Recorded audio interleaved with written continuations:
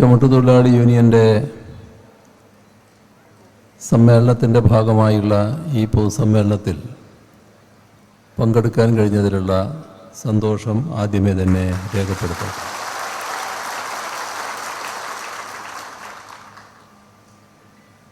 നമ്മുടെ സംസ്ഥാനത്ത് ഇവിടെ പ്രസ്താവിച്ചതുപോലെ എല്ലാ കേന്ദ്രങ്ങളിലും പല വിധത്തിലുള്ള സഹായങ്ങളുമായി ഓടിയെത്തുന്നവരാണ് ചുമട്ടുതൊഴിലാളികൾ. അത്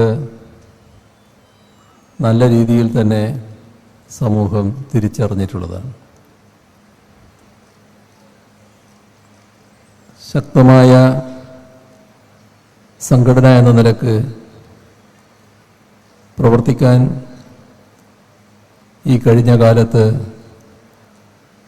ഈ സംഘടനയ്ക്ക് കഴിഞ്ഞിട്ടുണ്ട്. അതിൻ്റെ ഭാഗമായി സംഘടനയുടേതായ ഇടപെടലുകൾ മാതൃകാപരമായി നടന്നിട്ടുമുണ്ട്. നമ്മുടെ നാട് നിരവധി ദുരന്തഘട്ടങ്ങൾ കടന്നു വന്നതാണ്. ആ ദുരന്തങ്ങളിലെല്ലാം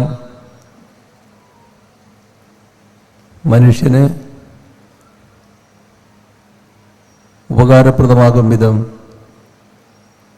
ദുരന്തത്തിനിരയായവരെ സംരക്ഷിക്കുന്നതിനും സഹായിക്കുന്നതിനും നല്ല ഇടപെടലാണ് തൊഴിലാളികളുടെ ഭാഗത്ത് നിന്നുണ്ടായിട്ടുള്ളത്. മാതൃകാപരമായ പ്രവർത്തനങ്ങൾ നടത്തുന്ന തൊഴിലാളി വിഭാഗത്തെ പലപ്പോഴും തെറ്റായി ചിത്രീകരിക്കുന്നത് നാം കാണാറുണ്ട്. ആ ചിത്രീകരണം തൊഴിലാളി വർഗ പ്രസ്ഥാനത്തോടും തൊഴിലാളി വർഗ രാഷ്ട്രീയത്തോടുമുള്ള എതിർപ്പിൻ്റെ ഭാഗമായി വരുന്നതാണ്. നമ്മുടെ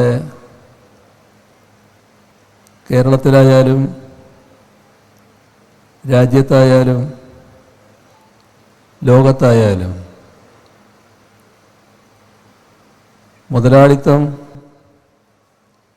മുതലാളിത്തത്തിൻ്റെ പ്രതീകമായ മുതലാളിമാർ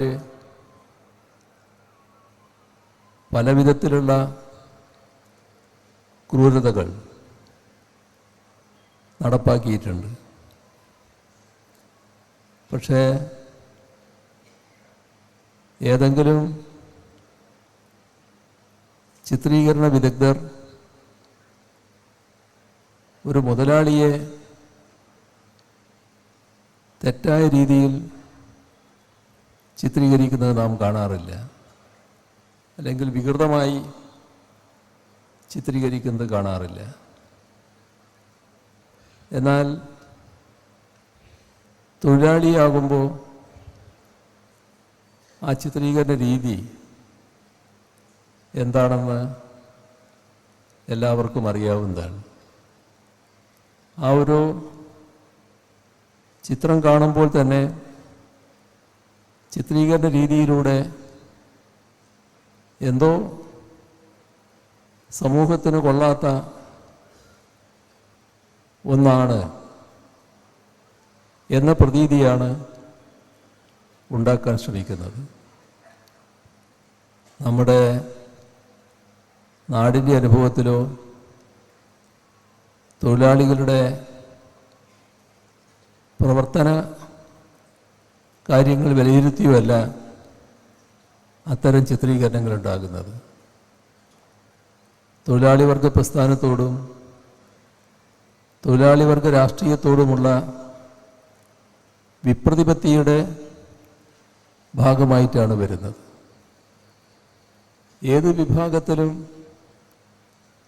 സാധാരണ നില വിട്ട് പെരുമാറുന്നവർ കാണും. അത്തരം കാര്യങ്ങളിൽ തൊഴിലാളി സംഘടന എന്ന നിലക്ക് തെറ്റായ കാര്യങ്ങളുണ്ടാകുമ്പോൾ ഇടപെടാനും തിരുത്താനും എല്ലാ കാലത്തും സംഘടന തയ്യാറായിട്ടുണ്ട്. പക്ഷേ നാം ഓർക്കേണ്ടതും എപ്പോഴും മനസ്സിൽ കരുതേണ്ടതുമായ കാര്യം, നല്ല രീതിയിൽ തന്നെ കാര്യങ്ങൾ ചെയ്താലും ബോധപൂർവം തെറ്റിൻ്റെ പ്രതീകമായി ചിത്രീകരിക്കാൻ മുതലാളിത്ത താൽപ്പര്യവും തൊഴിലാളി വിരുദ്ധ വികാരവുമുള്ള ശക്തികൾ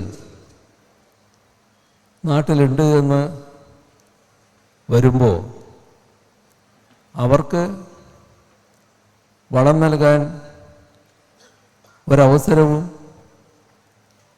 ഒറ്റപ്പെട്ടതായ രീതിയിൽ പോലും ഉണ്ടാകാതിരിക്കാൻ എപ്പോഴും ശ്രദ്ധിക്കേണ്ടതാണ്. ഇത് നമ്മുടെ സമൂഹത്തിൻ്റെ ഒരു ദോഷമായ ഭാഗമാണ്. മുതലാളിത്ത താൽപ്പര്യമാണ് വലിയ തോതിൽ ചിത്രീകരിക്കാൻ പല മാധ്യമങ്ങളും ശ്രമിക്കുന്നത്.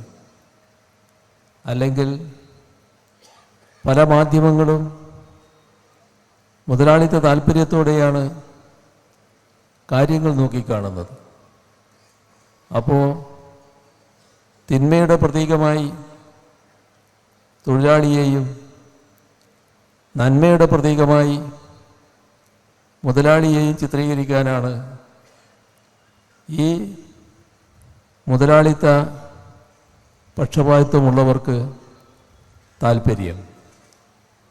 അത് തിരിച്ചറിഞ്ഞുകൊണ്ടുള്ള ഇടപെടൽ ഉണ്ടാകേണ്ടതായിട്ടുണ്ട്. മറ്റൊരു കാര്യം, നമ്മുടെ സമൂഹത്തിൽ നല്ല രീതിയിൽ അധ്വാനിക്കുന്നവരും അതിൻ്റെ ഭാഗമായി ആനുകൂല്യങ്ങൾ നേടുന്നവരുമാണ് തൊഴിലാളികൾ. പല വിധത്തിലുള്ള പ്രതികൂല സാഹചര്യങ്ങളെയും മറികടന്നുകൊണ്ടാണ് തൊഴിലാളികൾ പൊതുവെ അവരുടെ അവകാശങ്ങൾ നേടിയെടുത്തിട്ടുള്ളത്. നമ്മുടെ നാട്ടിലായാലും രാജ്യത്തായാലും സംഘടിത തൊഴിലാളി വർഗത്തിൻ്റെ നേടിയെടുത്ത അവകാശങ്ങൾ ഏതെങ്കിലും മുതലാളി ദയാപൂർവം അനുവദിച്ചു തന്നവയല്ല. ഏതെങ്കിലും സർക്കാർ തൊഴിലാളിയോട് കനിവ് തോന്നി നൽകിയതുമല്ല. തൊഴിലാളിയുടെ അവകാശ സമരങ്ങളിലൂടെ ആ സമരങ്ങളിൽ ത്യാഗനിർഭരമായ ഒട്ടേറെ ഏടുകളുണ്ട്. ആ ത്യാഗനിർഭരമായ സമരങ്ങളിലൂടെയും പ്രക്ഷോഭങ്ങളിലൂടെയും നേടിയെടുത്തവയാണ് ആനുകൂല്യങ്ങൾ. ആ സമരങ്ങളും പ്രക്ഷോഭങ്ങളും മുൻകാലങ്ങളിൽ നടന്നത് പരിശോധിച്ചാൽ ഒട്ടേറെ സഖാക്കളുടെ ജീവൻ അതിനുവേണ്ടി ബലിയർപ്പിക്കേണ്ടി വന്നിട്ടുണ്ട്. പലരും കഠിനമർദ്ദനത്തിനിരയായിട്ടുണ്ട്. പലരും കള്ളക്കേസിൽ പെട്ടിട്ടുണ്ട്. പലരും ജയിൽവാസം അനുഭവിക്കേണ്ടി വന്നിട്ടുണ്ട്. ഇങ്ങനെയെല്ലാമുള്ള അടിച്ചമർത്തൽ നടപടികൾ ഉണ്ടായെങ്കിലും തൊഴിലാളികൾ പുറകോട്ട് പോയില്ല. തങ്ങളുടെ അവകാശങ്ങൾ നേടിയെടുക്കാനുള്ള പ്രക്ഷോഭത്തിൽ നല്ല രീതിയിൽ തന്നെ ഉറച്ചു നിന്നു. അതിൻ്റെ ഭാഗമായി പടിപടിയായി തൊഴിലാളിയുടെ അവകാശങ്ങൾ ഓരോന്നോരോന്നായി നേടിയെടുക്കുകയായിരുന്നു. അങ്ങനെയാണ് ഇപ്പോൾ കാണുന്ന തൊഴിലാളിയുടെ അവകാശങ്ങളും ആനുകൂല്യങ്ങളും മൊത്തത്തിൽ സമ്പാദിക്കാനായത് എന്നത് നാം കാണേണ്ടതായിട്ടുണ്ട്.